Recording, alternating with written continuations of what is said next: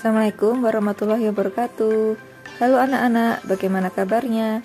Semoga semuanya dalam keadaan sehat. Hari ini kita akan mempelajari bab 3, yaitu klasifikasi materi dan perubahannya.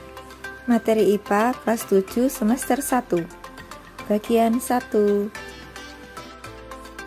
Kompetensi dasarnya 3.3. Memahami konsep campuran dan zat tunggal atau unsur dan senyawa, sifat fisika dan kimia, perubahan fisika dan kimia dalam kehidupan sehari-hari. Adapun tujuan pembelajarannya, melalui menyimak video serta didik dapat 1. Menggolongkan karakteristik materi dengan benar. 2. Menjelaskan unsur dan senyawa dengan tepat. Saat kamu memanaskan air sampai mendidih, terjadi perubahan wujud dari cair menjadi uap. Dapur adalah salah satu tempat menarik untuk mengamati perubahan zat dan bagaimana memisahkan berbagai macam campuran. Di dapur terdapat beberapa senyawa kimia seperti gula, garam, asam cuka, minyak goreng, sayuran, dan buah-buahan, serta beberapa bumbu masak. Beberapa senyawa kimia tersebut jika digunakan untuk memasak akan saling bercampur dan mengalami perubahan komposisi materi dan membentuk senyawa baru. Bahan-bahan tersebut memiliki klasifikasi yang berbeda. Ada yang merupakan zat tunggal atau unsur dan senyawa, dan ada juga yang sudah merupakan campuran. Materi adalah sesuatu yang mempunyai massa dan dapat menempati sebuah ruang. Materi berdasarkan wujudnya dapat dikelompokkan menjadi zat padat, cair, dan gas. Contoh zat padat adalah beberapa jenis logam seperti besi, emas, seng, kursi, baju. Sedangkan zat cair contohnya adalah air, minyak goreng, minuman teh, jus, dan susu. Contoh zat berwujud gas adalah udara, asap, dan uap air. Contoh wujud zat yang sederhana dan mudah kamu pahami adalah air. Ketika dalam bentuk bongkahan es, maka es tersebut dikatakan dalam wujud padat. Tetapi ketika dipanaskan, es tersebut akan berubah kembali menjadi air. Air tersebut dikatakan dalam wujud cair. Ketika dipanaskan pada suhu 100 derajat Celcius, air akan berubah menjadi uap air. Uap air dikatakan dalam bentuk wujud gas. Perbedaan sifat zat padat, cair, dan gas dapat dijelaskan pada tabel berikut. Perbedaan sifat zat padat, cair, dan gas dapat dilihat pada tabel berikut. Untuk zat padat memiliki ciri mempunyai bentuk dan volume tetap. Jarak antar partikel zat padat sangat rapat, dan partikel-partikel zat padat tidak dapat bergerak bebas. Untuk zat cair, ciri-cirinya mempunyai volume tertentu, tetapi tidak mempunyai bentuk yang tetap, bergantung pada media yang digunakan. Jarak antar partikel zat cair lebih renggang. Partikel-partikel zat cair dapat bergerak bebas namun terbatas. Sedangkan untuk ciri zat gas, tidak mempunyai volume dan bentuk yang tertentu. Jarak antar partikel gas sangat renggang, dan partikel-partikel gas dapat bergerak sangat bebas. Perhatikan semua benda di sekitarmu. Ada pensil, buku, meja, kursi, pintu, jendela, pakaian, dan sebagainya. Tersusun dari apakah benda-benda tersebut? Semua benda yang ada di bumi tersusun dari materi. Ilmuwan menggolongkan materi berdasarkan komposisi dan sifatnya. Berdasarkan komposisinya, materi yang ada di alam dapat diklasifikasi menjadi zat tunggal dan campuran. Ini adalah bagian dari klasifikasi materi. Jadi materi berdasarkan komposisinya dibagi menjadi dua, zat tunggal dan campuran. Zat tunggal dibagi lagi menjadi unsur dan senyawa. Sedangkan campuran dibagi menjadi dua, yaitu campuran heterogen dan campuran homogen. Campuran heterogen dibagi lagi menjadi koloid, dan suspensi. Sedangkan campuran homogen disebut juga dengan larutan. Kita akan membahas unsur. Unsur merupakan zat tunggal yang tidak dapat dibagi lagi menjadi bagian yang lebih sederhana dan akan tetap mempertahankan karakteristik asli dari unsur tersebut. Sebongkah emas apabila dibagi terus sampai bagian yang terkecil akan menjadi atom emas. Demikian juga dengan besi, bila dibagi lagi menjadi bagian yang terkecil akan diperoleh atom besi. Banyak sekali unsur yang ada di alam yang dapat kamu jumpai dalam kehidupan sehari-hari, misalnya timah, seng, tembaga, dan nikel. Dari penjabaran tersebut, maka dapat disimpulkan bahwa unsur merupakan zat tunggal yang tidak dapat diuraikan lagi menjadi zat yang lebih sederhana dengan proses kimia biasa. Bagian terkecil dari suatu unsur adalah atom.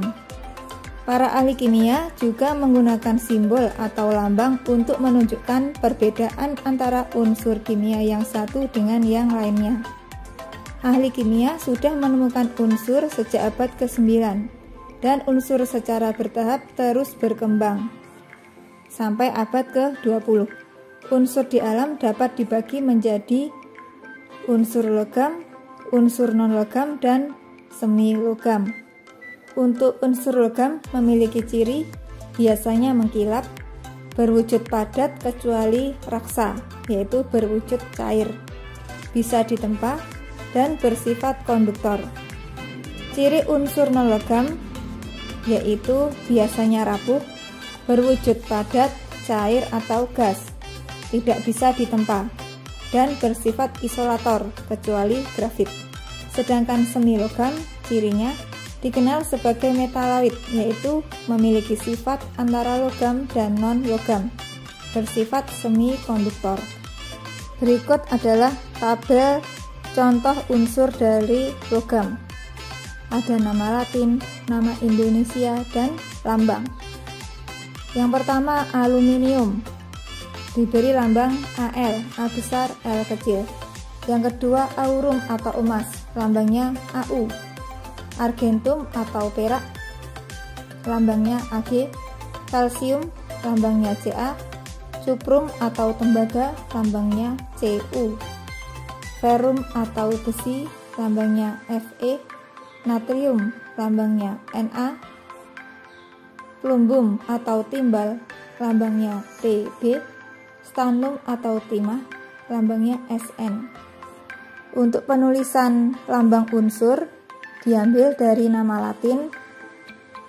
Huruf yang pertama ditulis dengan huruf kapital dan huruf selanjutnya ditulis dengan huruf kecil.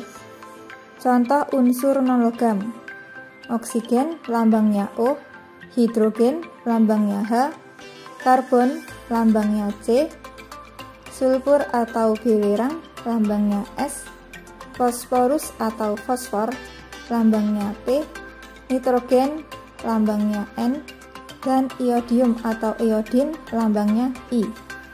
Sedangkan contoh unsur semilogam yaitu ada boron lambangnya B, silikon lambangnya Si, germanium lambangnya Ge, arsenik lambangnya As, antimon lambangnya Sb, tellurium lambangnya Te, polonium diberi lambang Po, dan astatin diberi lambang At.